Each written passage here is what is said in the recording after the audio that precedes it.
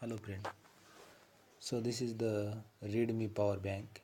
So you can see there are two lithium ion cell in it, but one of the lithium ion cell is a duplicate, that is a fraud. So we will see which one of the lithium ion cell is a duplicate or the fake. So this cell is a fake, which is in my hand now. So we will open its cap and see what is inside it. So I am removing all plastic cover of the positive terminal of the battery. So I will remove the polymer cap from the cell. So you can see clearly there is one metal cap inserted on the cell.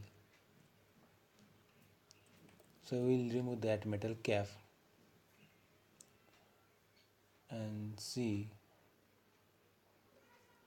under the metal cap there is a one plastic or the insulating cap is there. So you can see this cap after removing the metal cap. So it is going tough for the removing. So it is removed and you can see this is one plastic cap is there. So this cap is act as an insulator between the two